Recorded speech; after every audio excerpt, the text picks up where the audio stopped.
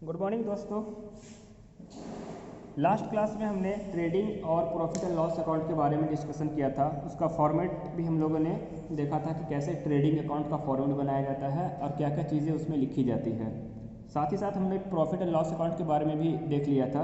अब उसी trading account के फॉर्मेट के बेसिस पे एक क्वेश्चन है जो टी.एस. अग्रवाल के बुक में इलस्ट्रेशन नंबर 3 के नाम से वहाँ पे लिखा हुआ है। ठीक है, अल्दो वो बहुत सिंपल और बहुत ही इजी क्वेश्चन है, लेकिन सिर्फ हमें फॉर्मेट को डिस्कशन करने के लिए उस क्वेश्चन को हम लोग देखते हैं कि कैसे ट्रेडिंग अकाउंट में उसे रिकॉर्ड किया जाता है। ठीक है ना, तो देखिए कैसे उसे ट्रेडिंग अकाउंट में उसे लिखते हैं। फर्स्ट में हमारा दिया हुआ है स्टॉक 1 अप्रैल 2017 को 1 लाख रुपीज़ था, यानी 1 लाख रुपए का स्टॉक था। तो इसे हम लोग क्या मानते हैं, 1 अप्रैल है मतलब कि ओपनिंग स्टॉक है। तो हम लोगों ने क्या लिखा था ट्रेडिंग अकाउंट में, सबसे पहले हम लोग क्या करते हैं ओपनिंग स्टॉक लिखते हैं, यानी कि इस साइड में टू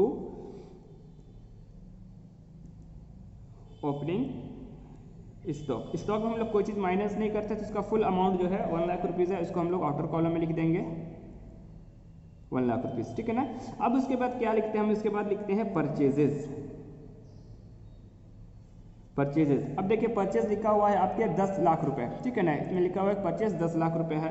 अब परचेज के साथ हम लोग देखते हैं कि परचेज रिटर्न। अब देखिए परचेज रिटर्न कहीं पे लिखा हुआ है नहीं है, लेकिन रिटर्न आउटवर्ड है। रिटर्न आउटवर्ड को मैंने बताया था क्या है, परचेज रिटर्न, यानी कि रिटर्न आउटवर्ड है ना, वो परचेज रिटर्न ही है। तो रिटर्न कितना है हमारा, परचेज से पहले 10 लाख रुपए, उसके बाद लेस करते हैं हम लोग परचेज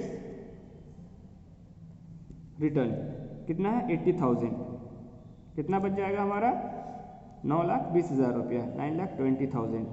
ठीक है ना, अब उसके बाद क्या करते हैं हम लोग यहाँ पे सारे वेजेस को पहले देख लेते हैं। वेजेस यहाँ पे दिया हुआ है, तो वेजेस कितना है हमारा 50,000 रुपये है, ये 50,000। अब सब तरह के जो है हमारे डायरेक्ट एक्सपेंसेस रहते हैं। डायरेक्ट एक्सपेंसेस में क्या है, फ्रेट है 50,000 रुपया। ठीक है ना, तो वो हम लोग लिख देंगे सबसे पहले फ्रेट,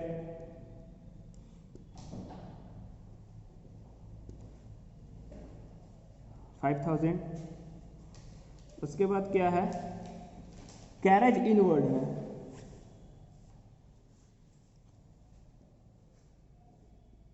कैरेज इनवर्ड। तो जितने भी इनवर्ड वाले हैं मैंने बताया था कि इसमें जो है आपके वो डायरेक्ट एक्सपेंसेस में यहाँ पे आते हैं। तो इनवर्ड जो है आपके कितने हैं 10,000 रुपये, 10,000। ठीक है ना, रिटर्न इनवर्ड जो है वो कितना है 50,000 रुपया। लेकिन ये रिटर्न इनवर्ड कौन सा रिटर्न होता है, रिटर्न इनवर्ड यानी कि आपके सेल्स रिटर्न कहलाते हैं। तो सेल्स रिटर्न को तो हम लोग इस साइड में नहीं लिखते हैं, वो सेल्स से रिलेटेड है। तो इधर का आइटम का कंप्लीट यानी डेबिट साइड में जो भी आइटम से हमने लिख दिया। अब उसके बाद फिर क्या करते हैं, इधर आपके क्रेडिट वाले में सबसे पहले बाई सेल्स लिखते हैं।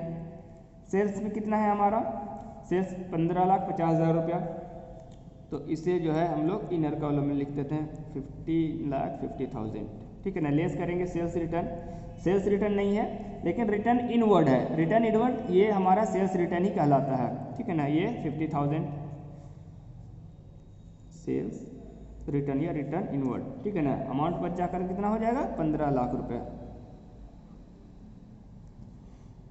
ठीक है ना, अब उसके बाद क्या है, उसके बाद कुछ भी नहीं है हमारा, एक क्लोजिंग स्टॉक लिखते हैं। तो क्लोजिंग स्टॉक लिखा हुआ है आपके क्वेश्चन में, देखिएगा क्लोजिंग स्टॉक है आपके 2 लाख रुपए। ठीक है ना, बाय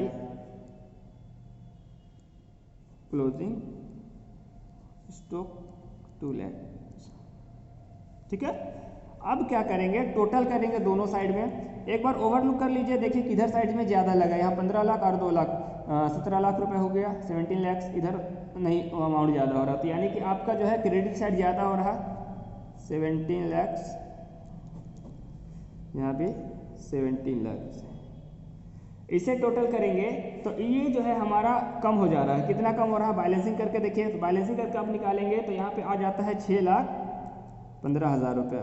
मैं बुक से देख करके लिख रहा हूँ क्योंकि कैलकुलेशन करने में भी टाइम लग जाएगा। तो ये जितना भी अमाउंट आ रहा है उसमें से 17 लाख माइनस करेंगे तो आपका बैलेंसिंग फिगर आएगा 6,15,000 रुपया। तो ये 6,15,000 रुपया क्या है, ग्रॉस प्रॉफिट या ग्रॉस लॉस, ये आपके ग्रॉस प्रॉफिट है। ग्रॉस प्रॉफिट इसको कहाँ ट्रांसफर करते हैं, transfer to profit and loss account. ठीक है ना। तो ये हमारा अकाउंट्स क्लोज हो गया, ठीक है ना। अब जब प्रॉफिट एंड लॉस अकाउंट बनाएंगे तो इसके डेबिट साइड में, क्रेडिट साइड में इसे बाय ग्रॉस प्रॉफिट करके लिख देंगे वहाँ पे, या बाय बैलेंस बीडी भी लिख सकते हैं, ठीक है ना। तो ये हमारा ट्रेडिंग अकाउंट इस तरीके से बनता है, ठीक है।